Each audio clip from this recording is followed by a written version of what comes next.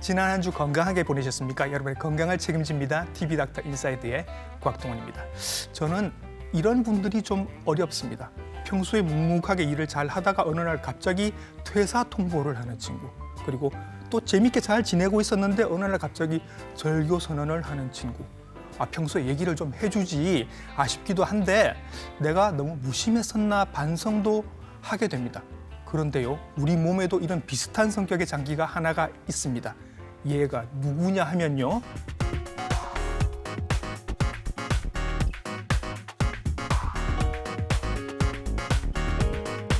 콩팥은 80%가 망가질 때까지 거의 증상이 없어서 침묵의 장기라고 불립니다.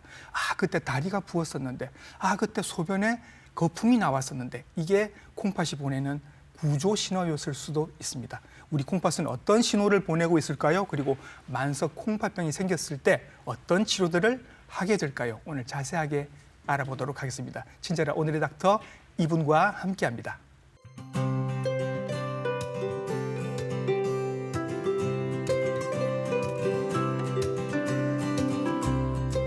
스튜디오에 모셨습니다. 신장내과 전문의 김양욱 선생님이십니다. 선생님 안녕하십니까? 네, 안녕하십니까.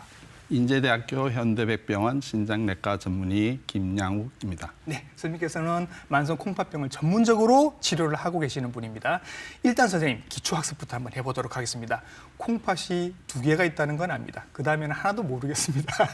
콩팥이 어디에 있고 어떤 일을 하는 장기인가요? 네, 콩팥의 위치는 양측 옆구리에 각각 하나씩 있고요. 크기는 성인 주먹 크기로서 직경이 약 10cm, 폭이 약 5cm, 두께가 약 3cm이며 무게는 약 150g 정도 됩니다. 많은 분들이 콩팥을 단순하게 소변을 만드는 장기로만 알고 계시는데요. 그렇죠. 콩팥은 우리 몸에서 정말 다양한 기능을 하고 있습니다. 콩팥의 기능을 크게 5가지로 말씀을 드리면 첫 번째는 혈액을 걸러서 노폐물을 소변으로 보내는 정수 기능을 하고 있습니다. 그 외에 혈압을 조절하고요. 수분과 전해질, 산염기 균형을 유지를 하고 있습니다. 또한 조혈 호르몬을 분비해서 빈혈을 조절하고요. 비타민 D를 활성화시켜서 뼈를 튼튼하게 하는 등 많은 기능을 하고 있습니다. 그러니까 생각보다 많은 기능을 하고 있고 콩팥이 고장이 나면 이 기능들에 다 문제가 생기게 될 것이다라는 걸 아시면 되겠고, 그림에도 지금 나왔습니다만 콩팥을 이렇게 확대를 해서 보면 저기 안에 지금 사구체라는 게 나옵니다, 선생님. 그죠? 보면 빨간색, 파란색의 이게 동맥, 정맥이 보이고 결국은 저런 사구체들이 굉장히 콩팥 안에 많이 있는 건데 사실은 콩팥은 작은 혈관의 덩어리다. 맞습니다. 이렇게 이해를 해도 되겠죠. 네, 맞습니다. 그래서 뒤에 이제 나오게 될 텐데 콩팥에 문제가 생긴다는 건 결국은 혈관에 문제가 생겼고 혈관에 문제가 생겨서 콩팥에 문제가 생긴다. 요거를 미리 머릿속에 딱 각인을 해 두시면 이 뒤에 이해가 좀 편해지실 겁니다. 자, 제가 시작할 때 말씀드렸습니다. 80%가 망가질 때까지 표가 나지 않는다. 증상이 없다. 침묵의 장기다라고 말씀을 드렸습니다. 이유가 있나요? 우리 몸에는 콩팥이 아까 2개가 있다고 그랬죠. 근데 각 콩팥에 네프론이라는 작은 여과장치가 약 100만 개씩 있습니다. 100만 개. 그래서 우리 몸에는 약 200만 개의 네프론을 가지고 있는 셈이죠. 그런데 놀라운 것은 이 200만 개 중에서 절반이 망가지더라도 증상이 나타나지 않습니다. 그러면 절반이 망가지면 나머지 애들이 다 그 일을 하고 있는 건가요? 네, 맞습니다. 남아있는 네프론이 내가 더 일을 열심히 하면 되지 이렇게 하면서 스스로 과부하를 감당을 하고 있습니다. 탈진이 돼버리는군요. 맞습니다. 쉽게 비유하면 이렇습니다. 공장에 직원이 약 100명이 있었는데요. 60명이 퇴사를 했습니다, 갑자기. 그러면 나머지 남아있는 40명이 야근 작업까지 하면서 공장을 유지하는 것과 비슷한 상황입니다. 겉으로 보기에는 멀쩡하지만 내부에는 서서히 뭉개지고 있는 거죠. 그렇죠. 다 뭉개지고 거의 쓰러질 갈 때쯤 돼야 이제 티가 난다. 네, 그게 그래서 몇 %쯤이나 콩팥이 남아있는 콩팥 기능이 약 10에서 15%까지 감소되어야만이 증상이 나타나게 됩니다. 그래서 이게 콩팥병이 굉장히 무서운 질환이 되겠습니다. 그러면 증상이 나타날 때까지 기다리는 건 말이 안 되네요. 그럼 우리는 어떻게 하면 좋아요, 선생님? 자, 그래서 우리가 콩팥 기능을 미리미리 알아야 되는데요. 예. 가장 중요한 것이 정상이 없더라 하더라도 예. 미리 검사를 통해서 예. 콩팥 상태가 어떻는지를 꼭 확인하는 것이 필요하겠습니다. 확인을 미리 해보시는 게 좋다. 네, 맞습니다. 이 검사는 선생님 어려운 검사들인가요? 아닙니다. 이 검사는 정말 간단합니다. 예. 우리가 혈액 검사, 소변 검사만으로도 네. 콩팥이 이상이 있다는 것을 알 수가 있습니다. 그 국가검진에서 하는 그 소변 검사와 그 기본적인 혈액 검사 그걸로도 알 수 있나요? 네, 맞습니다. 우리가 국가검진에서 2년마다 혹은 1년마다 국가검진을 하고 있는데요. 예. 거기에 보시면 혈청 크레아틴이라고 있습니다. 크레아티닌. 네. 예.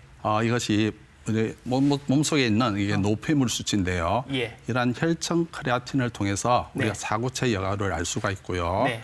소변 검사에서 혈뇨나 단백뇨가 있는 것만 보더라도 네. 그것이 콩팥이 이상이 있다는 신호가 될 수가 있습니다. 그렇죠. 자, 그런데 선생님 요즘 되게 바쁘시잖아요. 요즘 만성 콩팥병 환자가 굉장히 늘고 있다고 하는데 네. 늘어나는 이유도 있다면서요.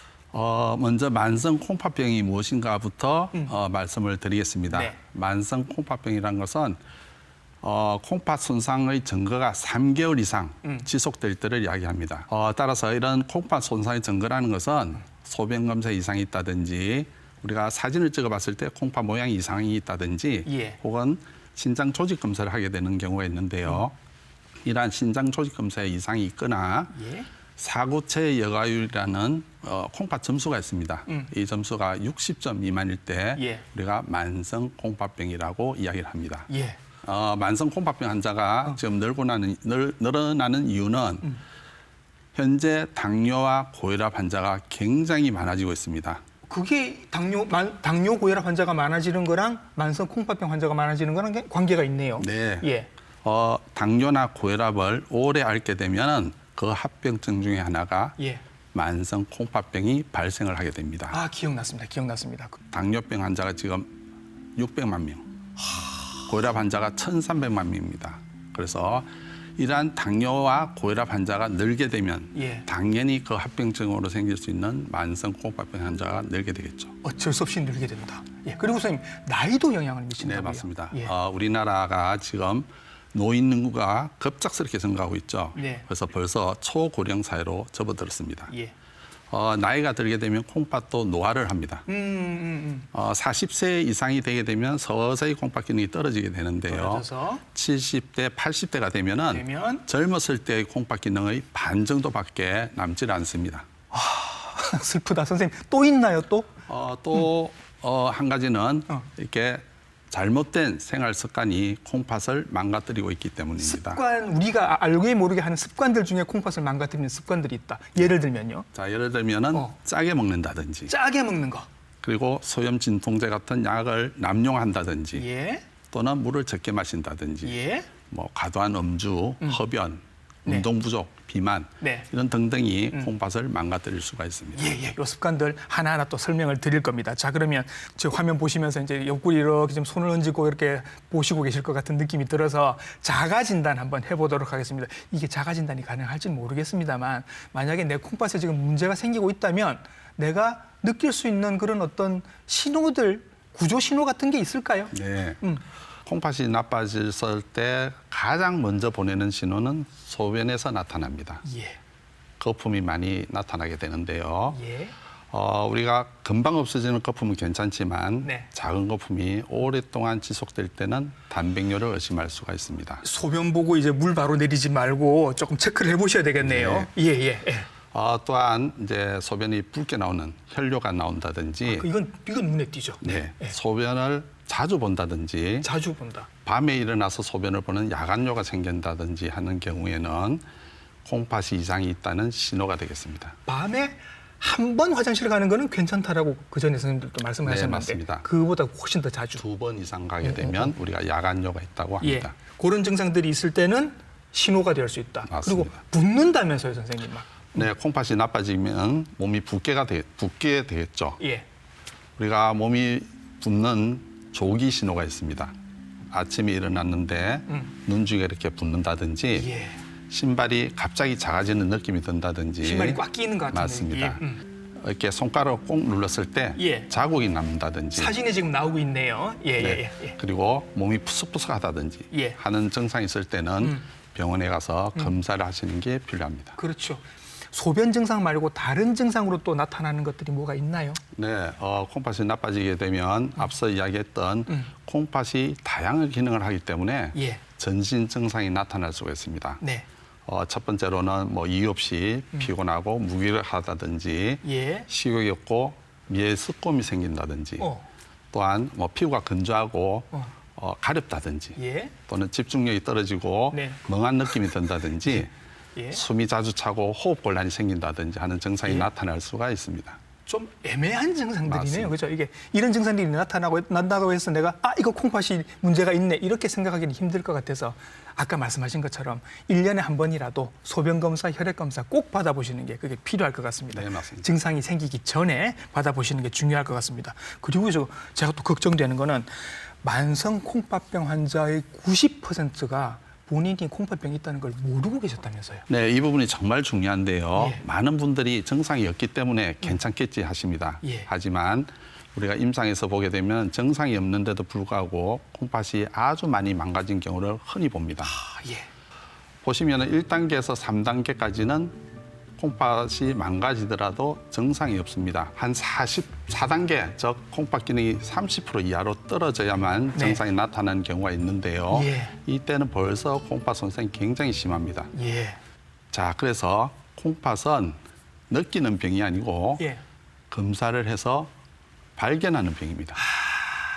요 한 줄 오늘 제 머릿속에 탁 박힐 것 같습니다. 콩팥은 증상으로 느끼는 병이 아닙니다. 검사로 찾아내는 병입니다. 이게 뭐 40% 정도, 30% 정도 남을 때까지 증상이 전혀 없다 보니 우리가 검사를 통해서 찾아내는 수밖에 없고 1년에 한 번이라도 꼭 혈액 검사, 소변 검사 받으셔야 합니다. 제가 오늘은 이 얘기를 한 100번쯤 하게 될 것 같습니다. 자, 그리고요. 유독 콩팥병이 잘 걸릴 수 있는 고위험군이신 분들이 계시다고 해서 네, 맞습니다. 이런 분들 어떤 분들이 더 조심을 하셔야 할까요? 네, 콩팥병은 누구나 걸릴 수는 있습니다. 하지만 콩팥병이 잘 발생하는 고위험군이 있습니다. 첫 번째는 당뇨병입니다. 당뇨병. 그러니까 만성 콩팥병 원인의 1위가 네. 당뇨병입니다. 예. 그런데 당뇨병을 약 10년에서 15년 정도 예. 앓게 되면은 예. 40% 정도에서 네. 만성 콩팥병이 생기게 됩니다. 그래서 우리가 당뇨병이 있는 경우에는 항상 혈당 조절이 잘 된다 하더라도 예. 소변 검사, 혈액 검사를 통해서 콩팥에 대한 평가가 필요합니다. 혈당이 아무리 잘 잡혀도 콩팥 검사는 반드시 해보셔야 합니다. 네, 맞습니다. 예. 두 번째는 고혈압입니다. 고혈압. 고혈압은 만성 콩팥병 원인의 두 번째입니다. 네. 혈압이 이렇게 높게 되면은 콩팥으로 가는 혈관의 압력을 계속 가하게 되고요. 예. 이러한 것이 혈관의 변화를 유도를 해서 콩팥이 망가지게 됩니다. 결국 혈관 망치는 병들이 콩팥도 망친다. 당뇨, 고혈압이 네, 그러하다. 맞습니다. 예. 세 번째는 비만하고 대사성 증후군이 있는 경우입니다. 비만이 또 영향을 미치는군요. 지방이 예. 뭐 어떤 여러 가지 기전을 통해서 콩팥을 망가뜨리는데요. 네. 특히 복부 비만이 있는 경우는 주의가 필요합니다. 그러니까 살을 빼야 되는 이유가 콩팥을 위해서라도 살을 또 빼야 되는 것 같습니다. 그죠? 네. 그리고 선생님, 이것도 뭐 그 가족력 같은 게 있어요? 네, 콩팥에 대한 네. 유전적인 병이 있습니다. 예. 다낭성 신질환이라는 병인데요. 예. 이것은 가족 간에 발생할 수 있는 유전 질환입니다. 따라서 이러한 질환을 가지고 있는 가족들은 네. 콩팥에 대한 검사가 반드시 필요합니다. 그러면 우리가 평소에 하고 있는 습관들 중에 나도 모르게 내 콩팥을 망치고 있는 습관들이 있죠. 네, 뭐 여러 가지가 있겠지만은 네. 가장 대표적인 것이 소염제, 진통제 등의 남용입니다. 이게 뭐 관절 안 좋으신 어르신들은 달고 사시는 분들 예, 많잖아요. 많습니다. 예. 진통제나 소염제를 자주 드시거나 네. 계속 드시는 분은 콩팥에 대한 평가가 필요하고요. 예. 또 하나가 물을 적게 마신다든지 짜게 먹는다든지 예. 또는 과도한 단백질을 복용을 한다든지 예. 또는 혈당이나 혈압 관리를 소홀히 하는 경우에는 네. 콩팥병이 잘 발생할 수가 있습니다. 그 선생님 그 건강식품 말씀 조금 하셔서 네. 비타민 같은 거 지금 드시는 분들 계실 거고 최근에 뭐 유행하는 무슨 뭐 먹는 알부민 뭐 이런 얘기도 나오고 있습니다. 이런 것들도 조심하셔야 된다는 얘기인가요? 네, 비타민은 우리 콩팥에 필요한 비타민이 있고요. 예. 많이 먹게 되면 콩팥에 문제가 되는 비타민이 있습니다. 아, 그래요? 그래서 우리가 콩팥이 나쁠 때는 콩팥에 필요한 비타민만 네. 골라서 먹어야 됩니다. 예를 들면 어떤 게 있나요? 콩팥. 예를 들면은 예, 예. 비타민 B12, 예. 엽산 예. 이런 것들은 콩팥에 필요하고요. 필요하고. 예. 비타민 A나 네. 뭐 B나 이런 지용성 비타민을 예. 많이 먹게 되면은 예. 콩팥에 손상이 올 수가 있습니다. 예, 요거 참고하시면 좋겠고 요즘 그 먹는 알부민 말씀하시는 예, 거 맞습니다. 분들이 많아서 이건 괜찮아요, 선생님? 예, 알부민도 예. 이렇게 과량 복용하게 되면 정상인에서도 콩팥에 손상이 올 수도 있고요. 그래요? 특히나 만성 콩팥병 환자에서는 예. 금지해야 됩니다. 드시지 못하게. 네. 근데 이거 모르고 지금 계속 드시고 계시는 분들도 많으실 네, 것 같아서 많습니다. 조심하셔야 외래 많이 되겠네요. 오십니다. 예, 알겠습니다. 그 선생님 앞에 말씀하신 것 중에 물을 뭐 적게 드신다 말씀하셔서 요거 그 말이 많습니다, 선생님. 물을 많이 마시는 게 좋다, 물을 적게 마시는 게 좋다 말이 많아서 이번에 한번 딱 정리를 딱 해주시죠. 물은 어떻게 마시는 게 좋습니까? 자, 물은 일반인, 즉 콩팥 기능이 정상인 경우에는 예. 하루에 1.5에서 2리터 정도를 권장을 하고 있습니다. 예. 물론 여기에는 커피나 예. 음료수 등은 포함이 되지 않습니다. 단순하게 물입니다. 물을 마시도록 해야 됩니다. 예, 그리고 또 짜게 먹는 습관이 약간 나쁘다라고 하셨어요. 네. 한국인이 또 세계적으로 짜게 먹기로 유명하지 않습니까? 맞습니다. 자, 이것도 정해주시죠. 어느 정도 드시는 게 좋습니까? 자, 싱겁게 먹기의 기준은 네, 우리가 나트륨으로 따지면 2g, 네, 소금으로 따지면 5g 미만입니다. 예. 이게 그 스푼으로 따져도 정말 작은 양이라고 네, 하더라고요. 작습니다. 그러니까 정말 싱겁게 드시는 습관을 해야 되는데 평생 해오신 습관이라 이게 참 고치기가 힘든 것 같습니다. 제가 듣기로는 선생님 그 혀에 있는 미각 세포들이 이렇게 쭉 한 턴으로 다 바뀌는 게 한 3개월 정도이기 때문에 3개월 정도만 싱겁게 드시는 습관을 하면 그 다음에는 평소에 드시던 그 짠 음식은 아예 못 드신다고 하더라고요. 아, 그렇습니까? 아, 이건 제가 가르쳐 드렸습니다. 사진에도 나오고 있는데 지금 대표적인 저염식 식단이 지금 몇 가지가 나오고 네. 있는데 이거 보시면서 아유, 저걸 어떻게 먹어 하시는 분들도 계실 것 같은데 습관만 하시면 3개월만 하시면 입에 착 붙는다고 하니까 한번 해보시면 좋겠습니다. 자, 그래서 선생님 검사를 증상이 없을 때 받아보고 빨리빨리 확인을 해야 그래야 이후에 경과가 좋다라는 거죠. 왜 조기 발견, 조기 치료가 중요한가를 표를 보면서 설명을 드리겠습니다. 예. 저기 표를 보시면 제일 위에 초록색이 조기에 발견해서 치료를 했을 때입니다. 네. 콩팥이 감소하는 속도가 굉장히 완만한 것을 볼 수가 있고요. 예. 빨간색은 중기에 발견해서 치료에 들어간 것입니다. 네. 초기에 발견한 것보다 콩팥이 나빠진 속도가 굉장히 빠르죠. 예. 자, 까만 선은 초기에 발견했지만 치료를 하지 않았을 때입니다. 예. 저렇게 보면 급작스럽게 나빠지게 되겠죠. 그래서 조기에 발견해서 조기에 치료하는 것이 굉장히 중요합니다.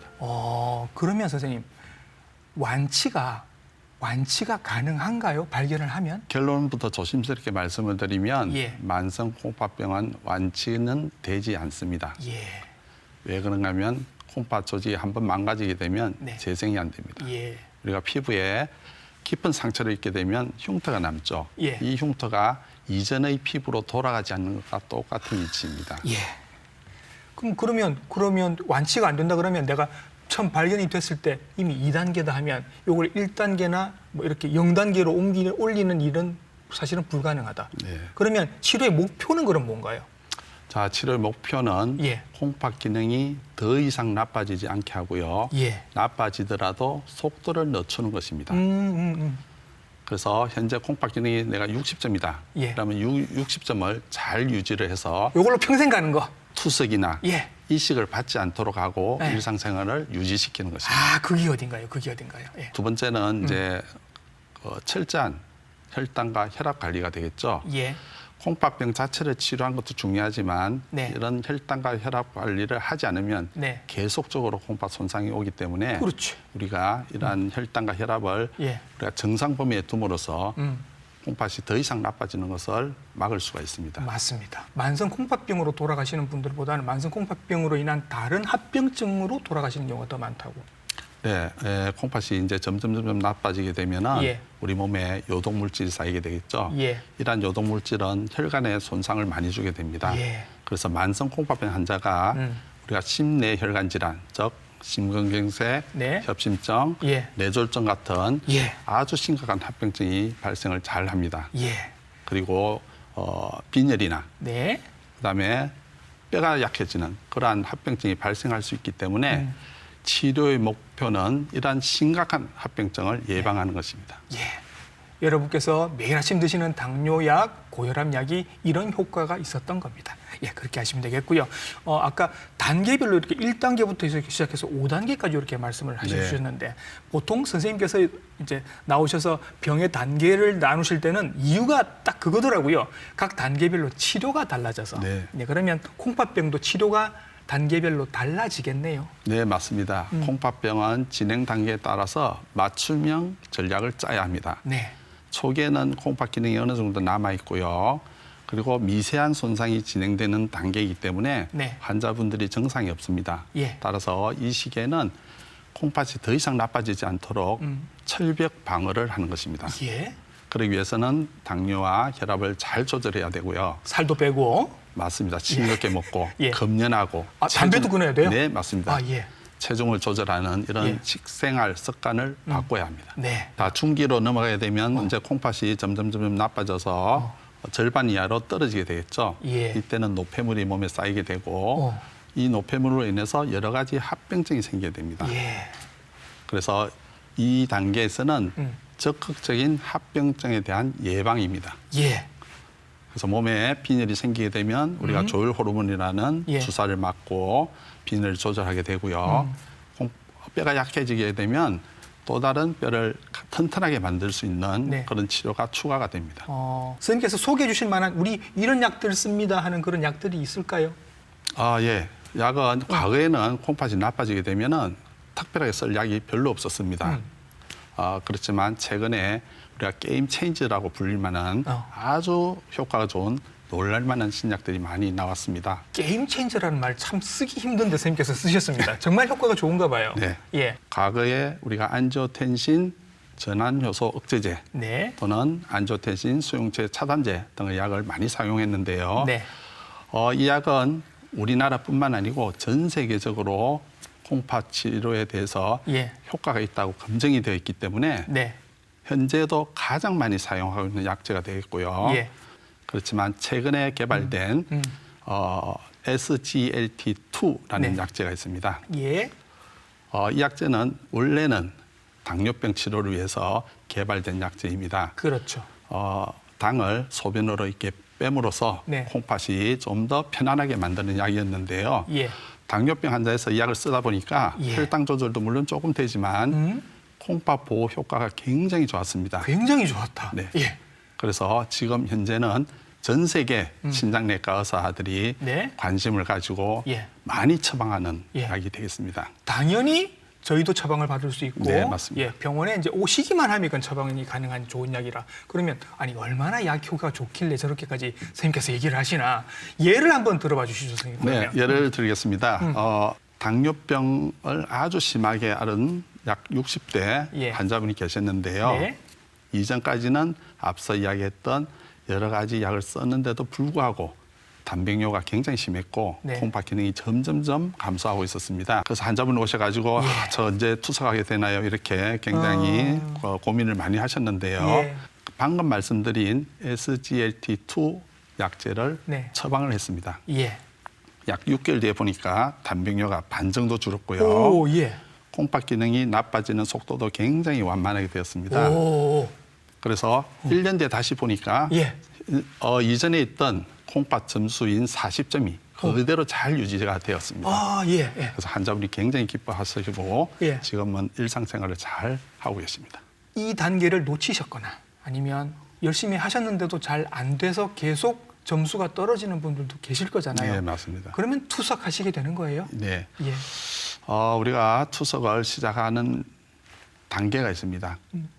우리가 콩팥 기능이 안정 점수를 할 수 있는 60점 이상이 되면 괜찮은데요. 15점 이하로 떨어지게 되면 이 단계를 말기 신부전, 만성 콩팥병 5단계 이렇게 말을 하게 되고요. 예. 이 시기에 우리가 투석이나 이식을 준비를 해야 됩니다. 네. 그리고 10 이하로 떨어지게 되면 네. 요독 증상이 대부분은 나타납니다. 예. 그래서 투석을 하게 되는데요. 예. 10점이라도 몸이 건강하고 요독증이 없고 하는 경우에는 예. 투석을 연기할 수가 있습니다. 예. 예. 하지만 15점이라 하더라도 네. 요독 증상이 나타나고 뭐 폐 부종이 생기고 뭐 고칼륨 혈증이 생긴다든지 예. 심한 대사성 산증이 생기는 경우에는 음. 투석을 해야 됩니다. 점수도 중요하지만 본인이 느끼는 증상이 굉장히 중요한 것 같은데 요독 증상이라고 말씀하셔서 네. 그게 어떤 증상들이 요독 증상이에요? 예, 요독 증상의 대표적인 것은 식욕이 떨어지고요. 예. 메스꺼움이 발생하는 겁니다. 예. 이게 요독이 장으로 가서 혹은 뇌로 가서 네. 이런 증상을 유발하는 것이고요. 예. 또는 손발이 좀 마비가 온다든지 힘이 없다든지 네. 하는 증상이 요독 증상인데요. 요독 증상은 뚜렷하게 어떤 증상이 요독 증상이다 하는 것이 아니고 앞서 이야기했던 우리 몸을 유지하지 못하는 다양한 증상이 나타났을 때 우리가 다 요독 증상으로 보고 치료에 들어가게 됩니다. 본인이 힘들어서라도 나는 투석을 받아야 되겠다라고 생각을 하실 것 같습니다. 네. 저희가 아는 건 이제 혈액 투석이 있고 복막 투석이 있다 이렇게 얘기를 알고 있습니다. 두 투석은 어떻게 다루고 어떻게 결정하게 되는 거예요? 혈액 투석은 예. 말 그대로 투석기를 통해서 피를 걸러서 다시 넣어주는 방법입니다. 예. 그래서 일주일에 보통 3번, 네. 한 번 할 때 4번, 네. 4시간 정도 병원에서 치료를 받는 것이고요. 예. 복막 투석은 우리 배에 카테터를 넣어서 네. 투석액을 복막 안에 넣음으로써 네. 본인이 가지고 있는 복막을 통해서 네. 피가 걸러지는 상황이 됩니다. 예. 이것은 집에서 매일 하셔야 되고요. 환자분이 직접 하실 수가 있습니다. 네. 그래서 병원에 다니기 힘드신 분 또는 네. 주변에 투석센터가 없는 분들은 아. 복막 투석을 하게 되고요. 예. 근처에 투석센터가 있는 분들은 대부분 요즘 혈액 투석을 하고 있습니다.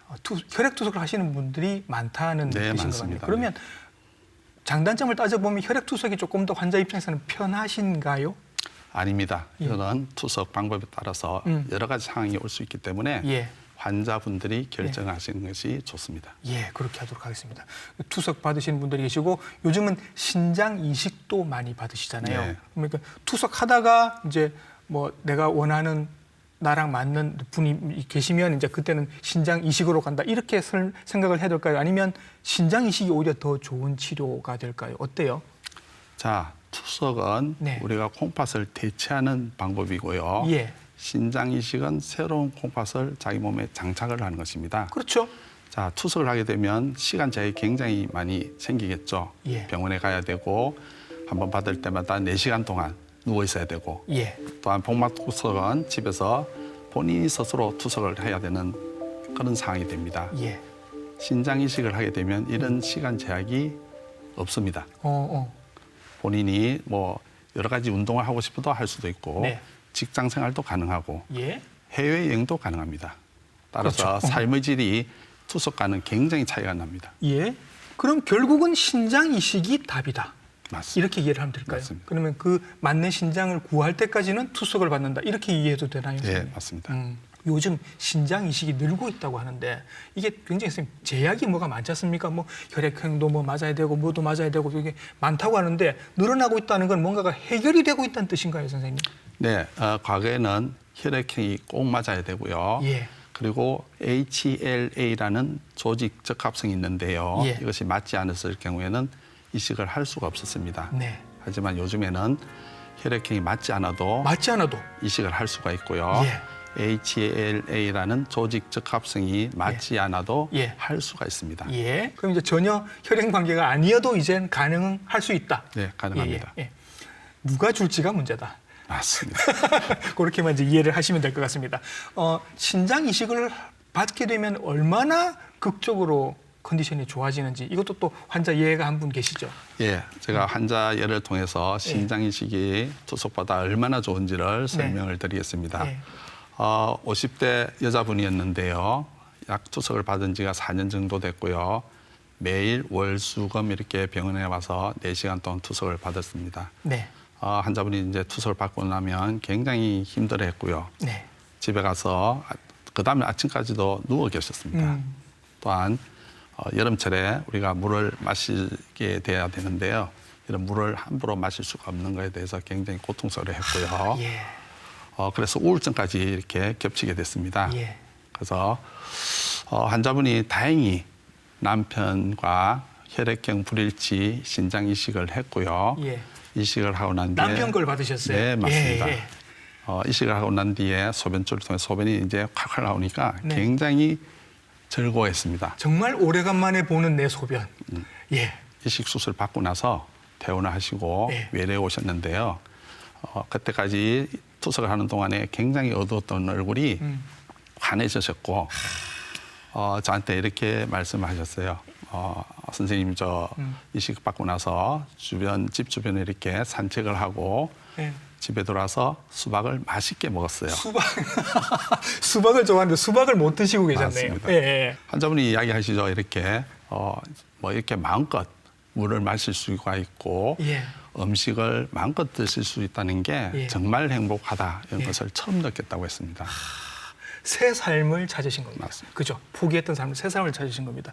그러면 이제 이분은 이 이후의 삶은 정말 많이 달라지게 될 것 같고 이전에 하던 습관들 다 고치고 좋은 습관, 좋은 식사, 좋은 운동 뭐 이런 것만 계속 이제 하시면서 잘 조절을 하실 것 같고 이 이후에도 이제 계속 관리하셔야 될 것들이 또 많죠. 약도 오래 드셔야 되고. 네, 맞습니다. 자, 이식을 받고 난 뒤에는 우리가 면역 억제제를 복용을 하게 되는데요. 면역 억제제를 정확한 시간에 정확한 용량을 꼭 드셔야 됩니다. 면역 억제제를 거른다든지 네. 잘 안 먹는다든지 예. 또는 면역 억제제 용량을 다르게 먹는다든지 했을 경우에는 예. 거부 반응이 생길 수 있는 확률이 굉장히 높기 때문에 예. 모처럼 아주 특별하게 받았던 콩팥이 다시 망가질 수가 있습니다. 아, 새 콩팥 받았다고 해서 막 살아도 되는 게 아니라 정말 조심조심해서 쓰셔야 된다는 얘기네요. 네. 예. 지금 보고 계시는 분들 중에도 콩팥 걱정하시는 분들이 많으실 거고 이미 치료 받으시는 분들도 계실 것 같아서 네. 마지막 당부 말씀으로 오늘 마무리를 하겠습니다. 콩팥은 침묵의 장기입니다. 네. 다른 곳에 문제가 생기게 되면 우리가 열이 난다든지 기침을 한다든지 예. 통증이 생겨서 병원에 가게 되겠죠. 네. 하지만 콩팥은 70에서 80%가 망가지더라도 묵묵히 자기 일만 하지 웬만해서는 티를 안 냅니다. 예. 그래서 이러한 증상이 없는 콩팥을 어떻게 막아야 할까요? 예. 정답은 너무나도 쉽고 가까이에 있습니다. 증상이 없으면 괜찮겠지 하는 착각을 버리시고 네. 1년에 한 번 꼭 검진을 받으시기 바랍니다. 네. 가장 확실하고 유일한 방패는 검사입니다. 네. 비싼 돈을 들여서 할 필요도 없습니다. 정기적으로 받는 국가검진에서 혈청 크레아틴을 통한 사구체 여가율 네. 그리고 소변검사 이상을 반드시 꼼꼼히 확인하셔가지고 네. 콩팥병을 조기에 발견하시기 바랍니다. 네. 정기 검신 꼭 받도록 하겠습니다. 오늘 나오셔서 여러 가지 좋은 말씀 많이 해주셔서 침묵의 장기 콩팥의 이불을 열어주실 것 같은 느낌입니다. 신장내과 전문의 김양욱 선생님이셨습니다. 선생님 수고 많으셨습니다. 네, 감사합니다. 네. 자, 저도 같은 말씀 드리겠습니다. 콩팥병은 느끼는 병이 아니라 검사로 찾아내는 병입니다. 꼭 잊지 말고 검사 받으시기 바라겠습니다. TV닥터 인사이드 다음 주도 좋은 정보로 인사드릴게요. 시청해주신 여러분 감사합니다.